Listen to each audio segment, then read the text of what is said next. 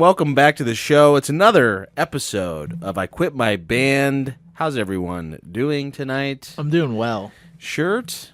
Doing good? Yeah, this is JJ's replacement, the I Quit My Band shirt, which you could buy down in the description of this video using our link down there. So go ahead and get one of the shirts. You can also subscribe to our Patreon page, $5 a month to become a quitter, get bonus content every week. You could subscribe to the channel if you haven't yet. You could follow us on Instagram and TikTok for podcast clips and comedy skits. I think that's it. I think that's all you can do. That's literally it. With the description underneath this video.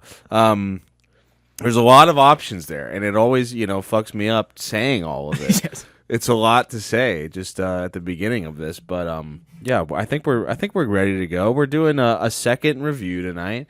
We just reviewed the new Sugar Pit record, but now we're going to be moving on to something a little bit more serious, possibly. Yeah. Suck me on this record. There's no suck me's. Yeah. This is the new album from Sorry, called COSPLAY, which just came out this past week. Sorry is a band that kind of came on my radar a couple years back, probably like 2020, 2019, when their first record, 925, dropped. It's like very post-punky, dark, ominous kind of, I don't know, indie rock that I was very into, and they like would have some surprise bangers kind of just pop out of nowhere. Like the song that really I'm remembering that I loved was called Right Round the Clock. And I think I actually wrote like a short review about it when that record came out. I think you're right, because that's when I got into them as well. Yeah. It was probably when we were in Death Club, Yeah. and you were covering stuff for the blog, maybe? Yeah, I think that's where it was. And I remember you sending me that album, and specifically that song, and I was immediately like, this is the coolest rock song I've heard in a long time. Had like horns and all this crazy stuff going on. It's Like a very really cool, sultry vocal. Yeah. Yeah, they have two vocalists. I'm not sure their names of the vocalists, but one's female, one's male singer.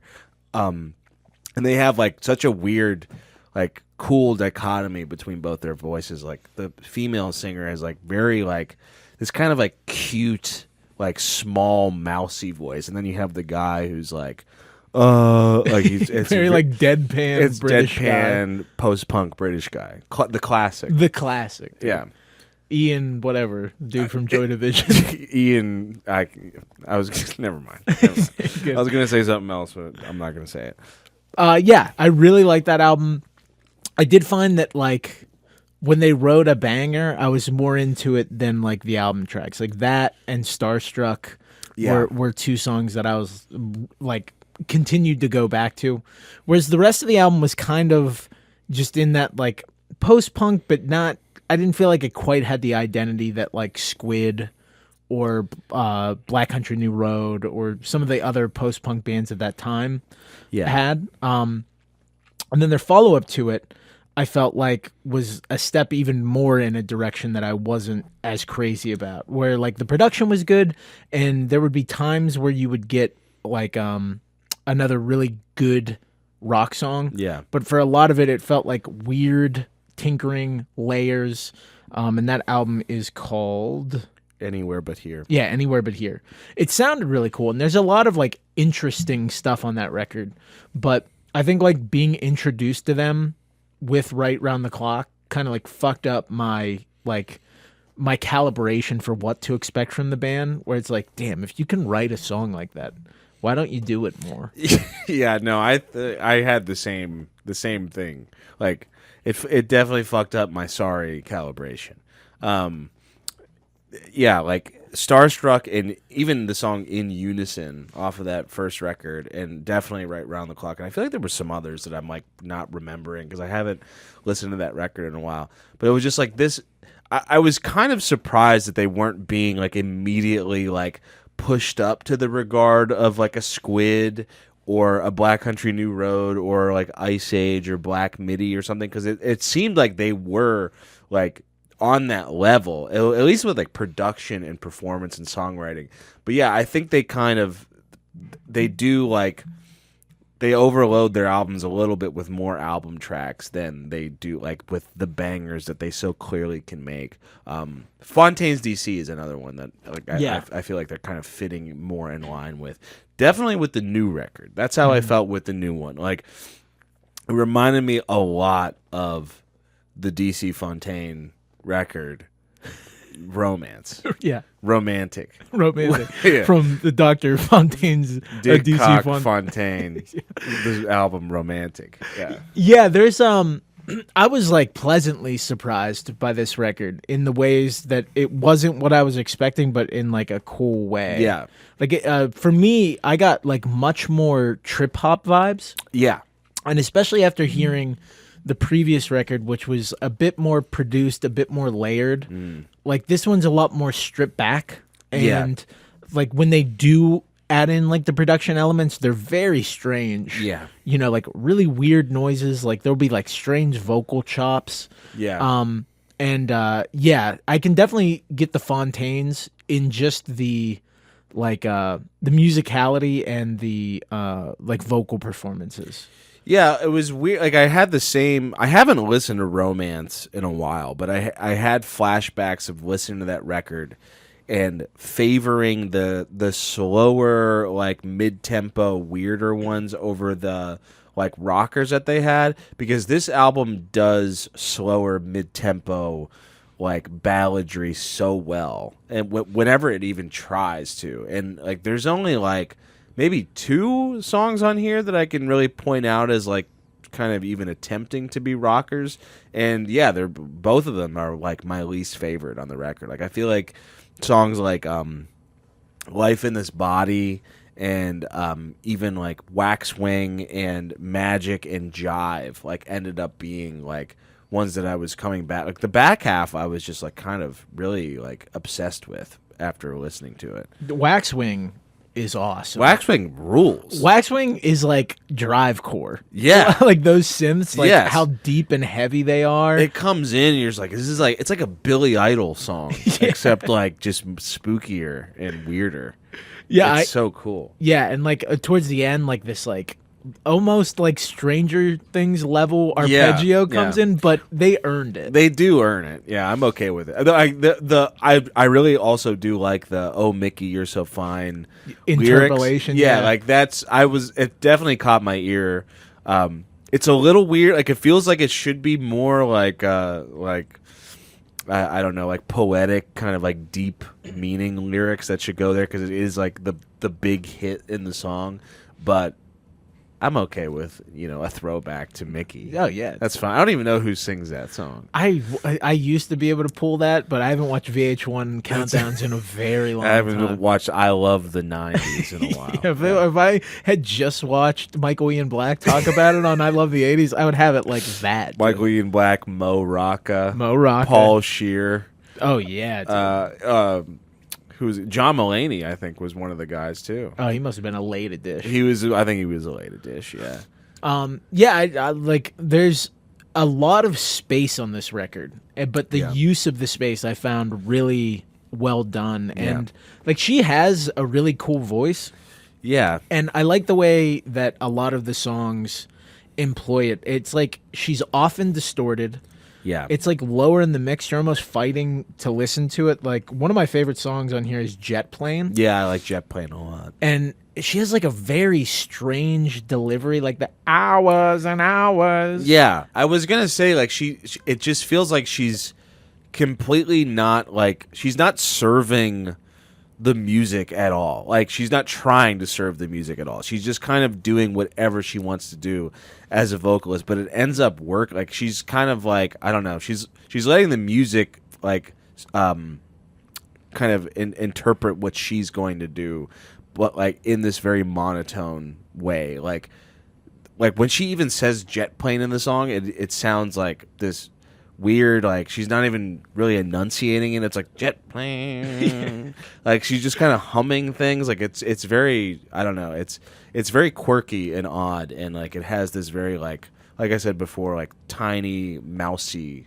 type of thing where you're like, I don't even really know where she's going with this. I would agree with that, and it produces hooks that I wouldn't have Yeah. expected. Like Yeah. the hook is how weird she sings something or says something. It's not what the hook is. It's like the way she like enunciates. It's really hard to describe. It is like the other one that I was thinking of in that way is like Candle, where it's just Yeah. like that ooh ooh. Yeah. But like it's immediately gets stuck in your head. Yeah. That like it's not the most traditional like Right Round the Clock has a very traditional like Yeah. well sung hook.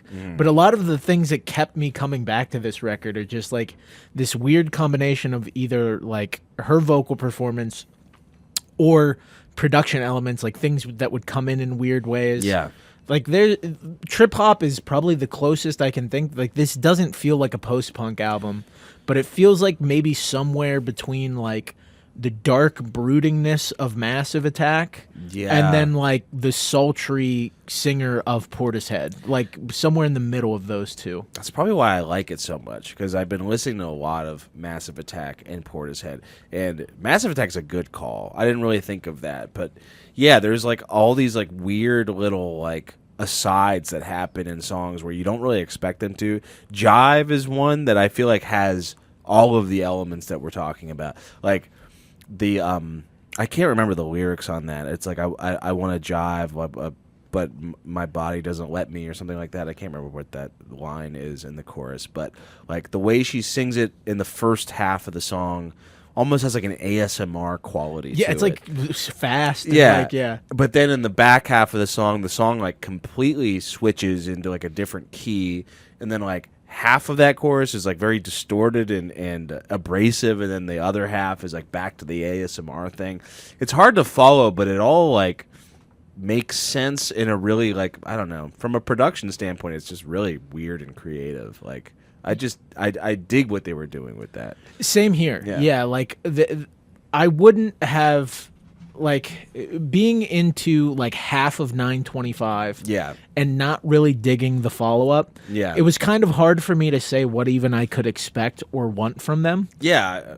And then to get this was like a really pleasant surprise where like it really feels like they had a handle on this material in a way that some of their older stuff they just really didn't. Yeah, I think so too. And I also did not know what to expect with this record. I wasn't even really planning on listening to it, to be honest. Yeah. Like we were like, okay, like, maybe we could listen to Sorry, and then like I thought we were not going to listen to Sorry, and then you were like, no, it's pretty good, and I'm like, all right, I'll give it a listen. But yeah, I was also very pleasantly surprised, and it wasn't at all what I remembered from 925.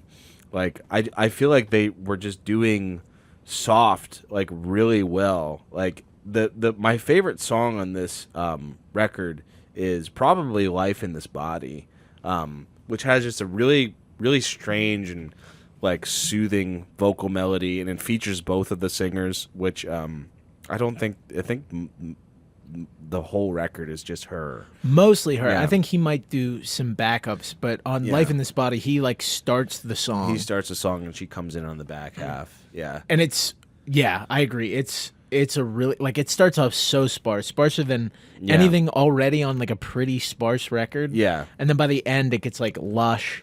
And I love that line, I've loved every version of you. Yeah, I thought that was another like, you know, it can crush a dude's rock guy. Oh, yeah. You just like stop you in your tracks.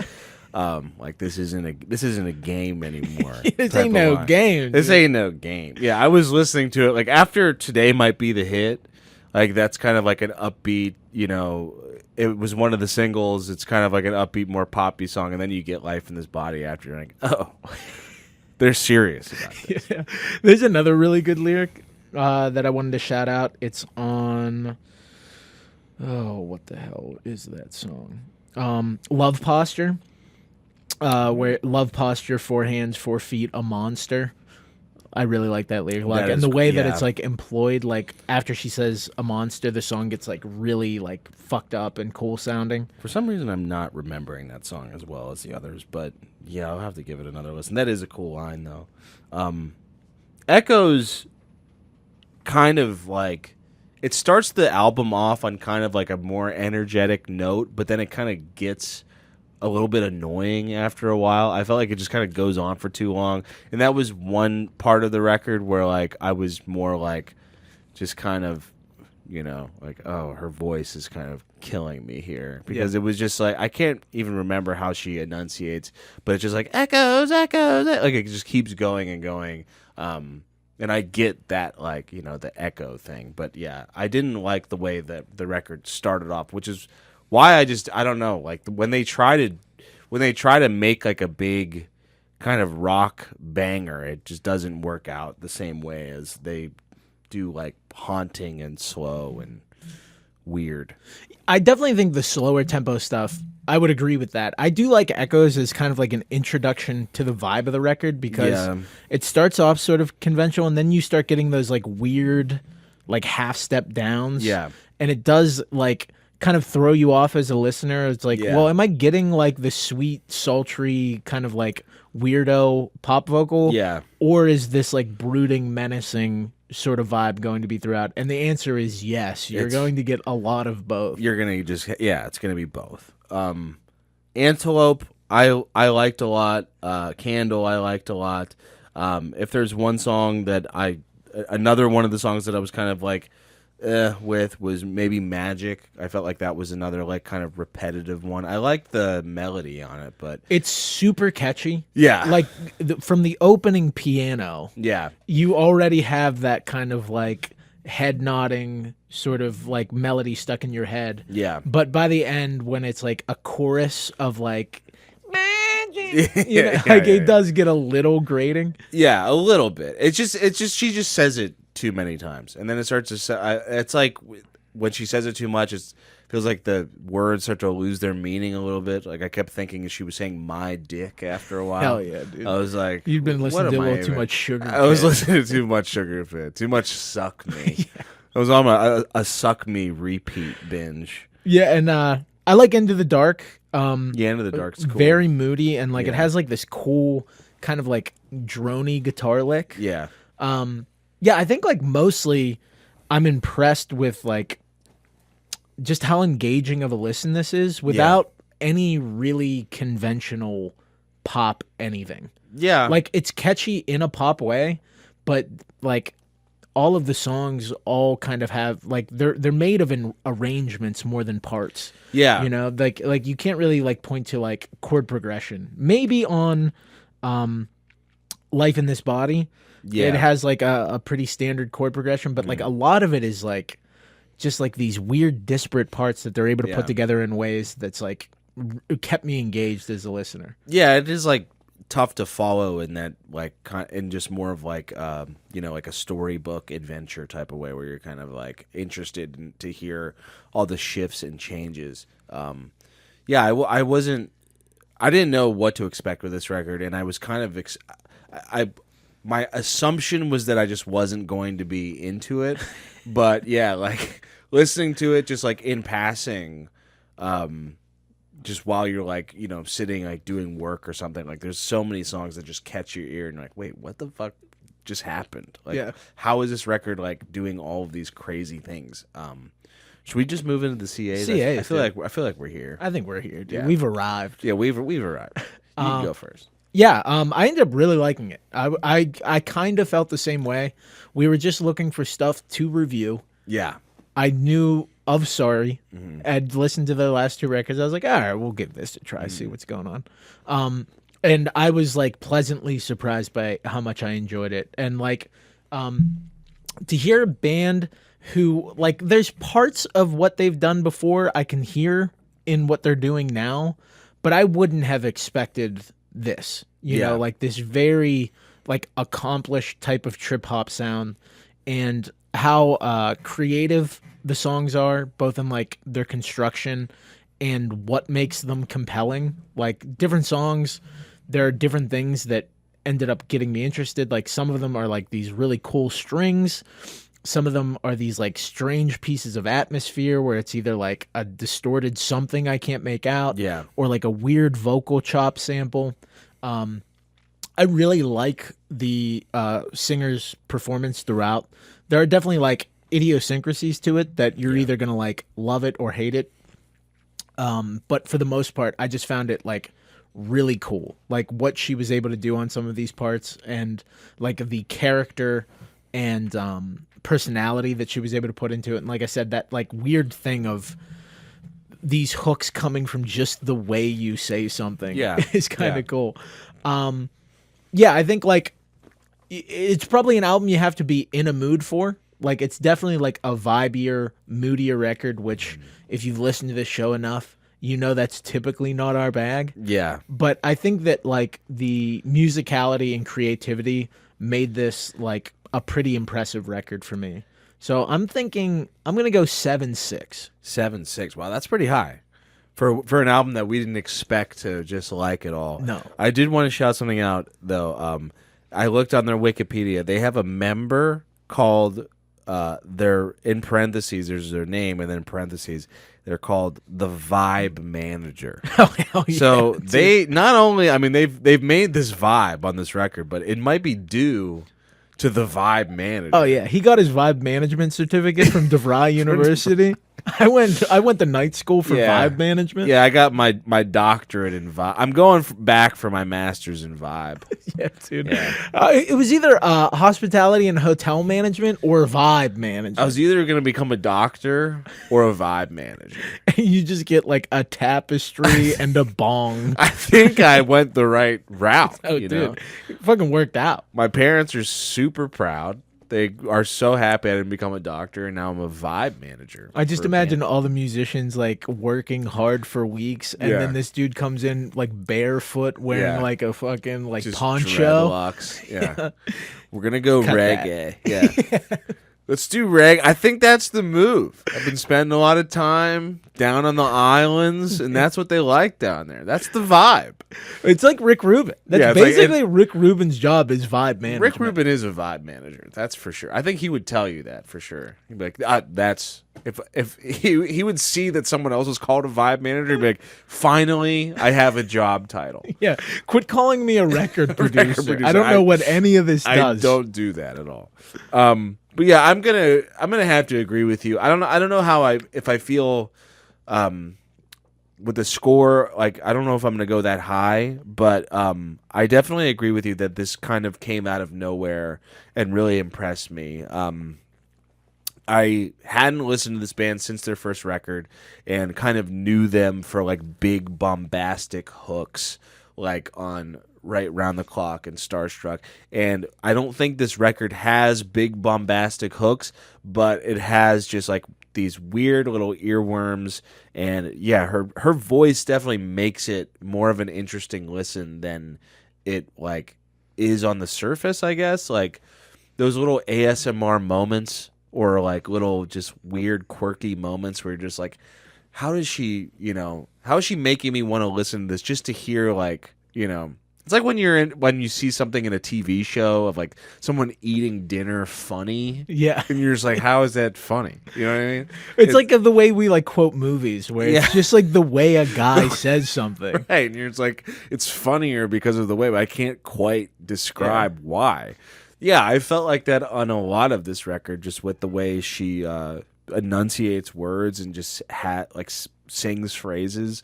And I went back and listened to some of the 925 and how she sang on 925, and it's similar, but I don't think she is like as free on that record as she is here.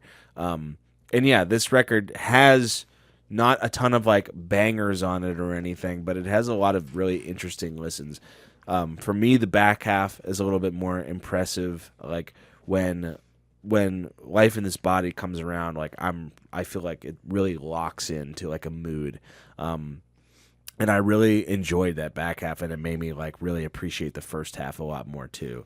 Because I think when I was listening to the first half, I was just like, yeah, I'm not gonna love this, and then it just kept getting more and more like you can't ignore like the kind of cool things that are happening, especially when you get to Jive. Like the ending is just I feel like we always complain about closers and how they're not, the most interesting thing on the record. And to me, that is one of the most interesting songs on the record. There's like so much weird shit happening on that song.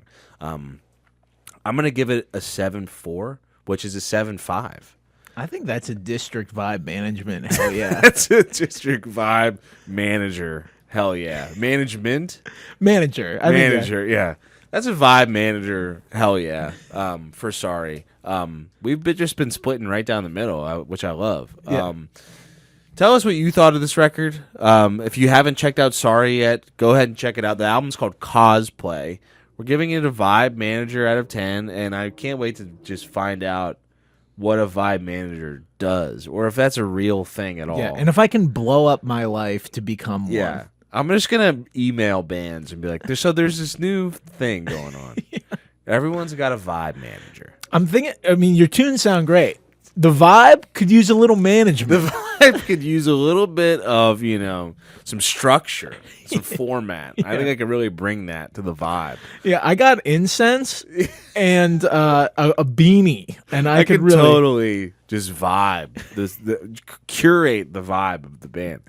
Vibe curator is another one. I feel like I could do that. Yeah, curate any vibe. I mean, once AI takes over, I'm thinking I'm either gonna pivot into vibe management or falconer. Those are my two. Yeah. I mean, that's gonna be the only job that you could have. Yeah, just like a leather glove to catch a fucking bird that just does that for a living. That's gonna be the only jobs available. And then Sam Altman's like, nope, it can do that too.